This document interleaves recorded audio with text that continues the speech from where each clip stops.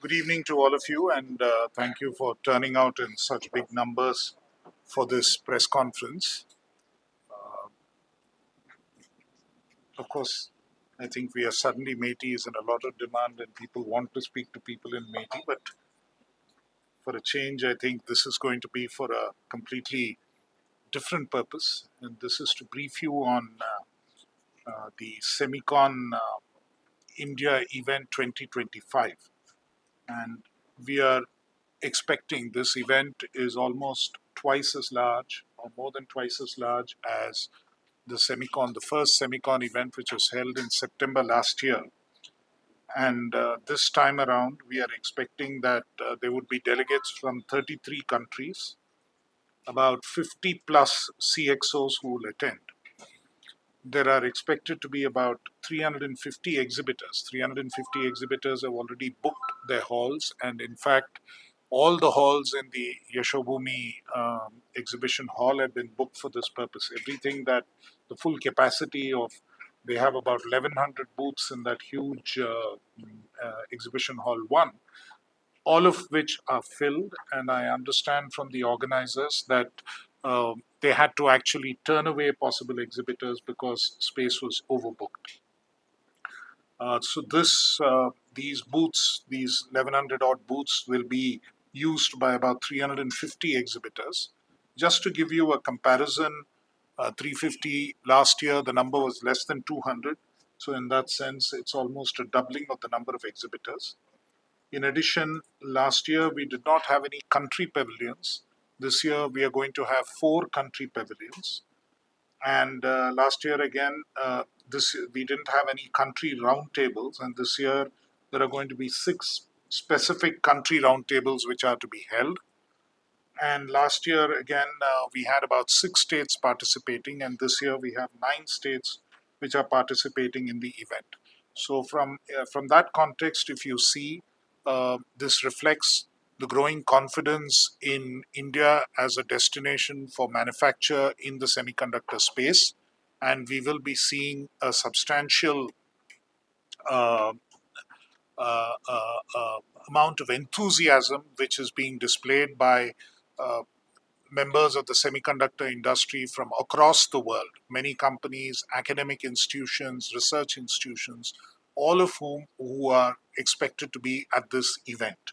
Um, Further, I think this also builds on the success story of India's semiconductor mission.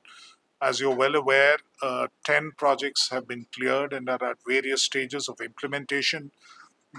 By before the end of this year, we should be seeing the first commercially India-made chips, which will come out of some of the facilities that are being built currently. And truly, India has established its footprint in this area very clearly, and that um, that is finding reflection in how well attended this year's SEMICON is expected to be. The event itself has SEMI, which is an international organization for the semiconductor industry, as the main organizer, and they have their own uh, their own wing now in India, which is also the Indian Semiconductor and Electronics Association, which is the other element of it, who are also co-organizers with us. And it gives me great pleasure to inform all of you that we've made significant advances here, and we have a significant developments to showcase in the India Semicon event, which is coming up. It is part of a global chain of events, and to reflect on where the India Semicon event fits in within the overall global context, I would just like to request Mr. Ajit Manocha, who is the president of SEMI and based in the Bay Area in the United States, and is joining us early morning for him at 5 a.m. online, and he's available with us online. I'd request him to say a few words before we take questions. Good afternoon. Can you hear me? We can hear you, but we can't see you yet. Video goes off. I don't know what's the problem here. We turn it on and then it goes off again. But I think you guys are much more handsome, so that's fine if you don't see it. I think Krishnan, you have summarized this video, the upcoming event extremely well. And what I would add is that SEMI has been doing these events for the last 55 years around the globe. And to my pleasant surprise, the growth of SEMICON India in 2 years has reached to the level of the mature countries like SEMI Europe for 50 years, SEMICON Southeast Asia for 30 years, and even SEMICON West for 55 years. In terms of the scale that you just described, Krishanji, we are really pleasantly surprised and very happy about the growth. That only suggests the interest for India, potential in India, and the policies that ISM has announced, and the leadership of the ISM and the country itself. I think this is really a testament to the great work most people are doing in the country. So I think our challenge now is if we look at these all semicons, Semicon China is the largest event on the planet, and it took 38 years to get where Semicon China is today. And if we continue this trajectory of Semicon in 2 years we will double, I think we can get to that level in less than 10 years. And that's the goal for the fellow Indians to really drive the excitement and inspiration to the world stage industries so that they can come and help the start ecosystem in the country, because that is what needed to become the big powerhouse in semiconductors. With that, I would say keep up the great work. Thank you. Thank you. For the information of all of you, I think it's important that I didn't mention it in the beginning. The actual schedule of the events would be as follows. September 2nd, the 2nd of September is when the Honorable Prime Minister will inaugurate the event at Yashobhumi in Dwarka. That is the location of the event. There will be further events on 3rd and 4th. Um, Including a CEO's roundtable, which is to be hosted by the Honorable Prime Minister. So that will also be part of what the overall event is. And as you're well aware, in the address to the nation from the Red Fort on Independence Day, the Prime Minister highlighted the success of the India Semiconductor Mission and the number of units which have been approved and what has come to be so far. So clearly, I think this event reflects the confidence and it reflects the kind of growth that Sri Manocha ji just pointed out to you in terms of how things have been growing and the trajectory is moving. And we are very confident that with this event, it would showcase India truly as a key location where semiconductor manufacturing and, of course, in the space of semiconductor design, India has already been a key player, and the manner in which semiconductor design activity will take place in India. So, once again, thank you very much for coming here this evening. And if there are any other questions, we will take them and go forward. Is there anything you want to add? I just want to add that this is a platform. SEMICON India event is a platform where all relevant stakeholders are at one place. The policymakers from central government, state governments, country collaboration. So you have seen that 4 country pavilions are set up in Division India. 6 country roundtables are happening. So all policymakers are here at one place. Then this is a platform for domestic and international companies to collaborate. So 350 plus companies are coming. So either there are some buyers, there are some sellers, there is some technology collaboration, and other kind of partnership. So this kind of synergy we are going to see. So this kind of collaboration, we are seeing that all stakeholders are present.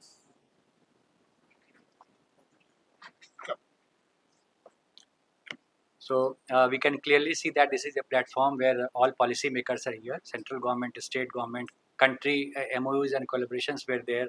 So country presence in this SEMICON is a testament of their support.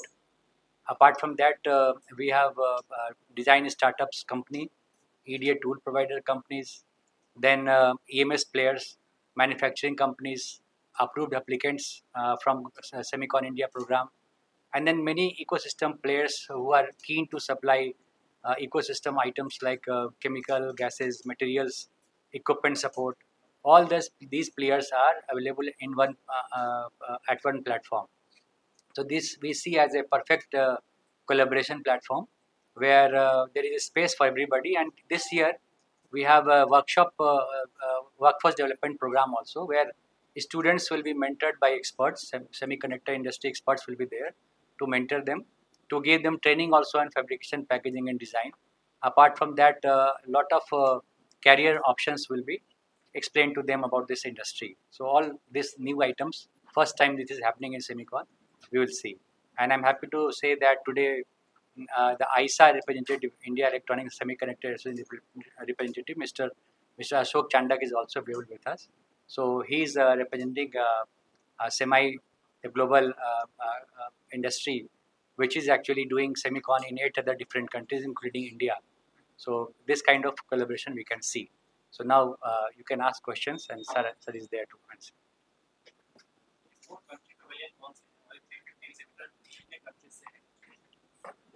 The exhibitors are from 33 countries, 33 different countries. So the 18 countries exhibitors, 33 countries delegates.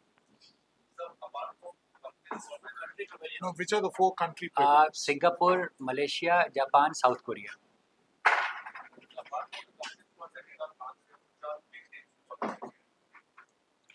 The big names which are expected to be there, we, of course, the big ones which are there in the regular, in the which we normally expect, our own companies are all there. In addition, we have Applied Materials, we have ASML, we have IBM, we have Infineon, KLA, Lam Research, Merck, Micron, PSMC, Rapidex, SanDisk, Siemens, SK Hynix, Tata Electronics, Tokyo Electron. These are some of the prominent ones. So, do we have any Chinese exhibitors from mainland China? No, we don't.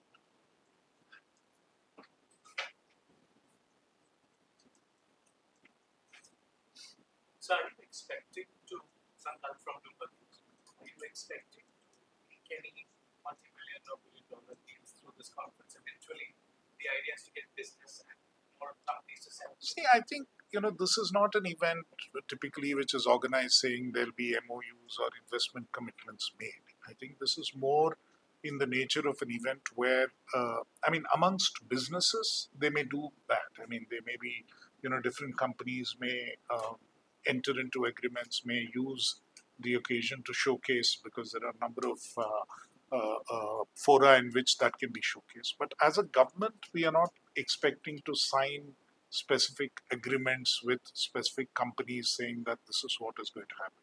If amongst businesses this is happening, it's something we will naturally bless. But as a government, clearly it needs to follow a separate process. I agree. It's a Ashok from CNBC. Thank you for actually that one question. The other question, sir, I had is that with such a large number of exhibitors and delegates coming from so many countries, will we get some pictures of what ISM 2.0 may look like at Yashuk after February? We'll wait. You will see at Yashuk.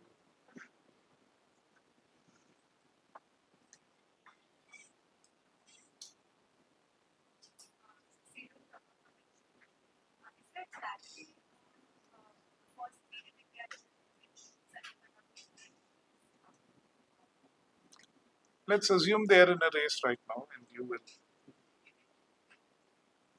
So, what kind of facility and opportunity for available for startups? You see, startups in the semiconductor space are mostly in the design space. And we have a design linked incentive scheme for startups, which has been reasonably, which has been quite successful. There are about 23 startups which have been approved under that scheme. And in addition, we have another program in MeitY called Chips to Startups, which basically supports through academic institutions and others. We provide EDA tools and other design tools for students and others to start learning how to design and then take it forward.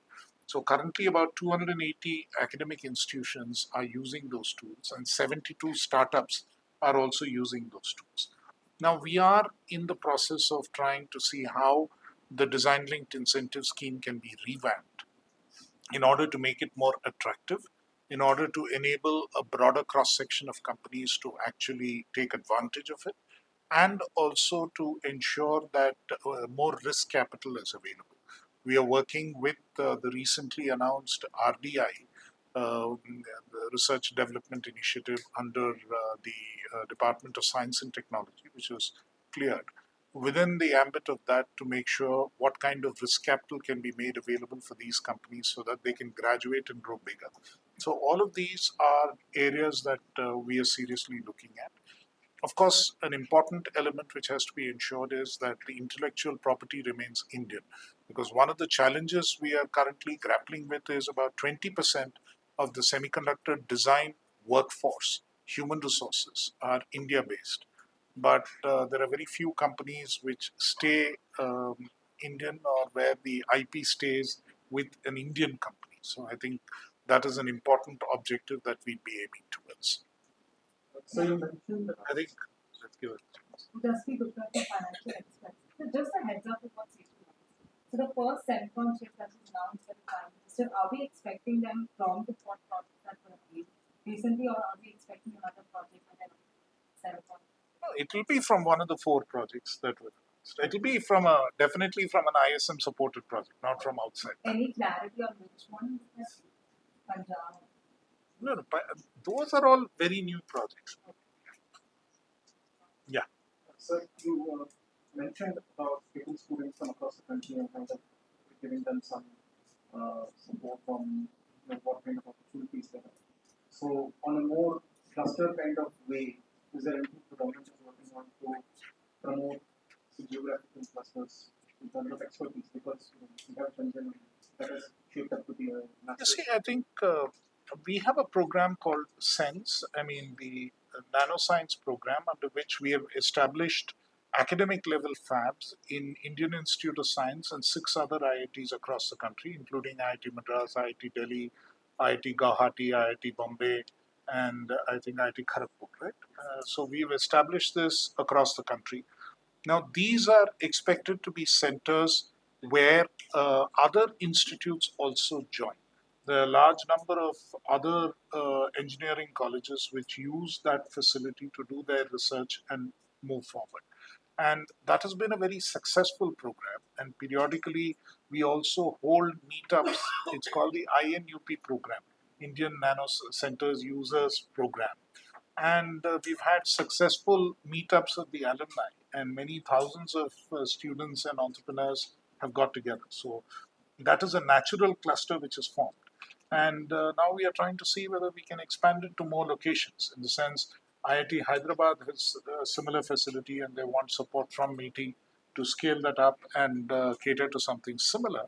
And that is an ongoing effort which continues, where students are able to access this, in addition to the Chips to Startup program, which is available across a much wider range of institutions. And I think I'll let him take it. I just wanted to ask you about like now as we move forward, the amount that was public to SEMICON 1, is there any sort of updates that you can share about in terms of the utilization? And also going forward now when we talk about SEMICON, I mean that having one opportunity. See, clearly, I mean, we have practically committed almost the entire funding which is available under SEMICON 1. The money which we have left will probably only accommodate 2 or 3 very small projects, not very large projects. And with that, I think we will be done in terms of accommodating everything. In SEMICON 1, if you recall, it was 65,000 crores for the fabs, 10,000 crores for SCL, the Semiconductors Laboratory at Mohali, and 1,000 crores for the DLI scheme. Now, this 65,000 crore, I think we have committed close to about 63,000, 62,900 crore or so already. And so we have the limited funding which we have available, we might be able to just accommodate 2 or 3 small projects. So with that, that program would be attained.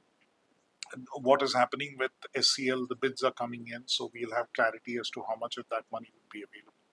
We've already committed almost about 330 crores or so out of the DLI scheme. So that commitment has also been substantial. There'll be more amounts which will need to be paid out there. And when we redesign the scheme, we'll have to add some funds to that. So we are virtually, I would say that funds are almost fully committed under the Semicon 1 scheme. So based on that is what our Semicon 2 scheme is being structured around, and we are in discussions with the Finance Ministry and other ministries in Government of India to take that forward. So, your companies are kind of the collaboration in which they Indian companies or part जी, और दूसरा सब जो cabinet में जो हम 4 और कितने हम देख सकते हैं आने वाले टाइम में ये पाइपलाइन जी, जैसे मैं अभी बता रहा था आपको, जो अभी तक हमने 10 अप्रूव किए हैं, उसमें से वो जो 65,000 करोड़ रुपए का जो लागत था, उसमें से करीब करीब 63 करोड़ हजार करोड़ रुपए तक हमने कमिट कर लिया है। तो अभी और 2 या 3 छोटे वाले प्रोजेक्ट की अप्रूवल मंजूरी देने की उम्मीद है। तो करीब करीब वो ISM 1.0 में और नए स्कीम्स आएंगे, उसके लिए नया स्कीम लाना पड़ेगा, मतलब और नए प्रोजेक्ट्स आएंगे तो उसके लिए हमें नया स्कीम लाना पड़ेगा, उसी पर हम अभी काम कर रहे हैं। और दूसरा जो आपने बोला कि क्या जॉइंट वेंचर्स होंगी इंडियन कंपनी से, ऑलरेडी काफ़ी इंडियन कंपनी से जॉइंट वेंचर हो चुकी हैं। टाटा का भी जॉइंट वेंचर है, अब HCL और फॉक्सकॉन का जॉइंट वेंचर है, उसी तरह बाकी भी जॉइंट वेंचर्स इंडियन कंपनीज के साथ हो रही हैं और हमारा उम्मीद है कि आगे भी ऐसे जॉइंट वेंचर्स होंगे। Yeah. Geopolitical disruptions and the technology disruptions that are present. You think these are pretty effective future prospects for the industry? I think Structure and the restrictions that are brought in. no, I think so far what we have seen is that in India's case, uh, we are still in a zero tariff regime as far as electronics are concerned. That is the present situation, and we will await to see greater clarity there. But what all the companies have assured us is that given the investments they've already made and given what is happening, they do not expect too much of a disruption on account of that to the investments which have been made in India thus far. Technology transfers of famous has advising the companies to actually that be effective. See, I mean, the technology doesn't come from only one country. We look at a diversified set of countries from which we can draw technology. So I don't think, I mean, there will be some minor blips here and there, but I don't think it seriously threatens the forward movement of what needs to happen under either the India Semiconductor Mission or under the other programs, the PLI programs for electronics manufacture or the new electronic component manufacture scheme. Yeah. From the next one. Sir, the last DLI scheme that we saw, given that it's being spoken about now, there were some concerns earlier that maybe the funding package that was relevant to DLI was maybe not enough for the kind of scale that they were looking at. Maybe it wasn't making business sense for them to tape out their deal and start looking for business people, etc.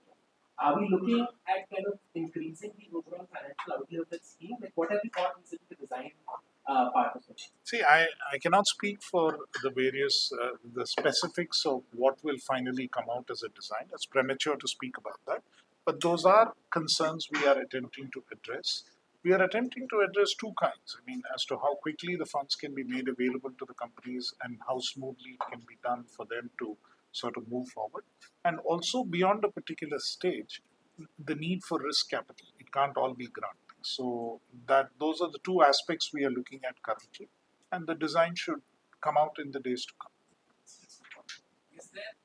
Is there something that hinders the release of funds in a more time bound manner right now? Is there like do you identify that? There is nothing which actually hinders. I mean, the design of the scheme originally was on a reimbursement basis.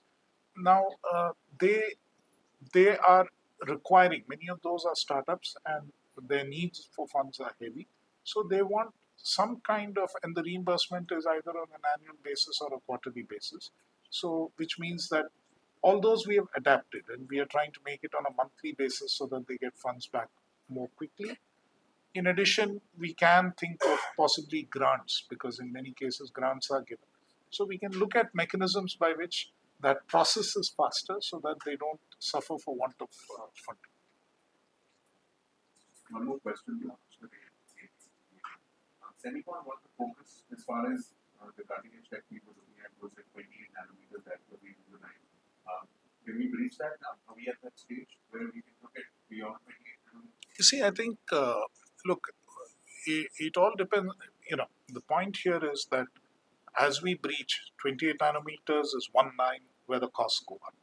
Then 14 nanometers is the next line where the costs again go up further. 7 nanometers is the next line where costs go up.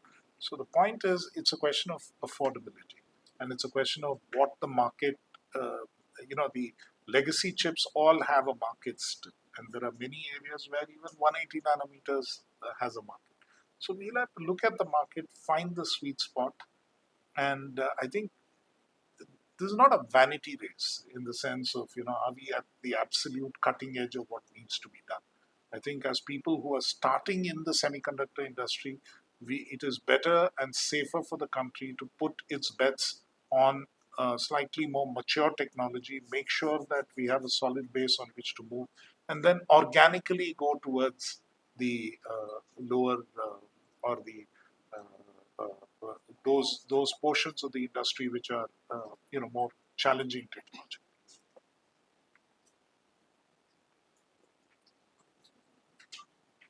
Okay. Thank So you. if there are no further questions, thank you very much. Thank you.